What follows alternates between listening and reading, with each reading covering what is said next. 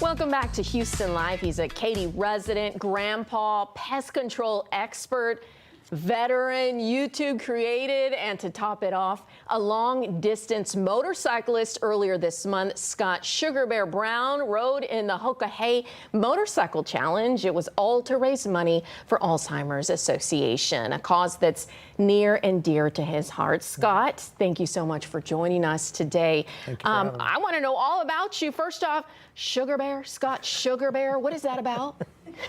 Well, you can't choose your nickname. Somebody has to choose it for you. And I told a stupid story at dinner and wound up with Sugar Bear. Okay, Sugar Bear. Okay, let's get down to business now. Let's talk about this motorcycle challenge, Hoka Hey Motorcycle Challenge, that has really been a part of your life, I would say. Can you talk about it? Yeah, since probably 2022 when I first tried the challenge.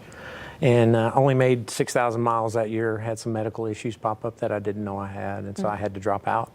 So I had to wait 2 more years, and during that 2-year time frame, I basically started exercising, changed my diet, went and saw some different doctors, and got all the medical issues squared away, and then in 2024, attempted again and finished the challenge, rode through a hurricane. Oh my goodness! Yeah, we left for Daytona when Hurricane Debbie hit the coast of Florida. We rode down to Key West, turned around, and rode Homer, Alaska. So this is your third. This was your third that you just wrapped up. Yeah. How was this one? This was, you said, 11 or 10,000 miles? It's 11,000 miles this year, and the Hokahei board did something a little different this year. They broke us into 2 groups and had one group do a north loop and another group do a southern loop. I was in the northern loop and made it to Rhode Island, and my engine basically imploded. And really? Yeah, had to get a new bike. As you were riding? Well, I made it to the dealership, and it was having issues. When they pulled it apart, they found out it was going to have a new engine. So. And what happened? What happened after that? I wound up basically waiting, trying to find out if I was going to get the engine repaired, and that didn't work out. So tried to start buying a bike. By the time they got the bike to me, my time that I needed to finish the challenge this year elapsed, and so basically I bought the bike and then did a lot of sightseeing on the way back to Houston. Oh my goodness, well at least you have a new bike. Yeah. Each rider, which they're invited, is that correct? You have to go through an interview process to be selected, and then you have to pay an entry fee to be in the challenge, and the money for the entry fees go to a Native American basically charity. Right. And this year it was the Potawatomi band, the Prairie Band Potawatomi tribe up in Illinois. And each rider chooses their own cause. You're raising money for an important cause and something that's near and dear to your heart. Talk about that. Yeah, the Alzheimer's Association. So my dad had symptoms. He never was officially diagnosed, but we thought he might have Alzheimer's. But my aunt, she did pass away with Alzheimer's.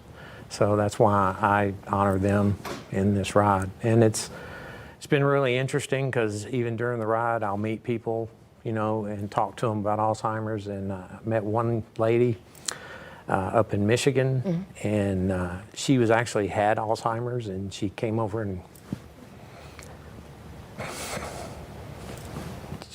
hugged my neck. It's hard to talk about. Of course. But it does really impact your family, and it impacts so many. And I try to, you know, do what I can.